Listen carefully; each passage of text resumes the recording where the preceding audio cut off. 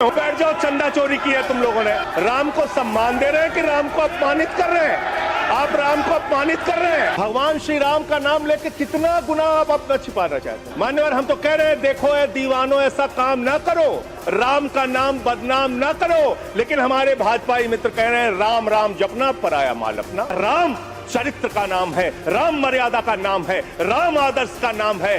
राम के नाम में चरित्र होना चाहिए, वरना तो हराम में भी राम लिखा हुआ है।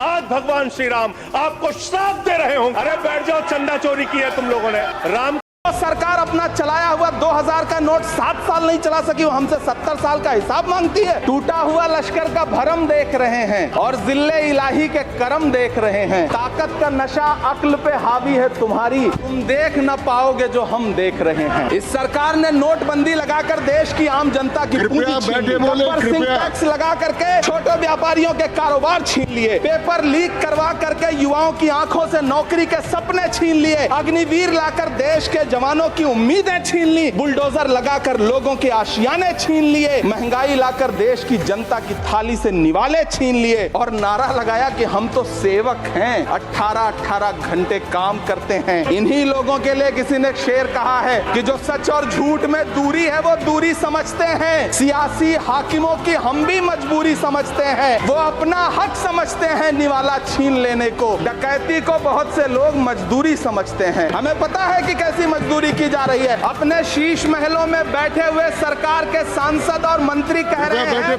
कि महंगाई कम हो रही है। संसद की कैंटीन से बाहर निकल करके एक चाय का कप खरीदिए, तब समझ में आएगा कि महंगाई कम हो रही है या बढ़ रही है। किसी एक दिन अपनी किसी मजदूर की तरह अपनी दिन भर की दिहाड़ी लेकर के बाजार जाइए और अपने बच्चों के लिए राशन खरीदिए, तब पता चलेगा कि महंगाई कम हो रही है या नहीं हो रही है। यहाँ बैठ करके बड़ी बड़ी बातें करना आसान है। मेरा बहुत भावुकता के साथ देश के प्रधानमंत्री से सवाल है कि इन उजड़ते हुए मकानों और बेघर होते हुए घरों को देख करके आपको नींद कैसे आती है, आप सो कैसे पाते हैं? मेरा सवाल है इस देश के प्रधानमंत्री से, या तो लोगों के घरों से उजाड़ना बंद करिए या फिर करोड़ों मकान बनाने की झूठी घोषणाएं करना बंद करिए।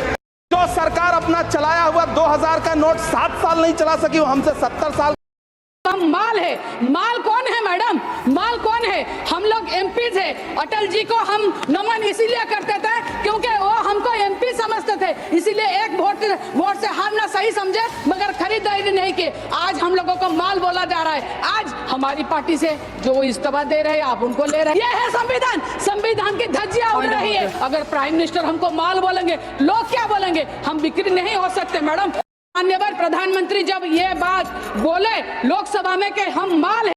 ये सरकार ट्रेनों की सुरक्षा के बुनियादी मुद्दों पर एक शब्द नहीं बोलना चाहती।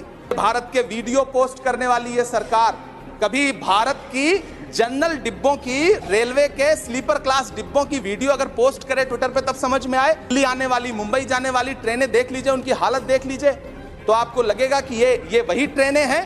आज स्थिति ये है कि रेलवे स्टेशन तो छोड़िए, रनवे पर खाना खिला रही हैं आपकी प्राइवेट एयरलाइंस। अभी आपने जुर्माना लगाया है, नोटिस दिया है एक एयरलाइंस को। यह स्थिति आपने करके रख दी है ट्रेनों की, एयरलाइंस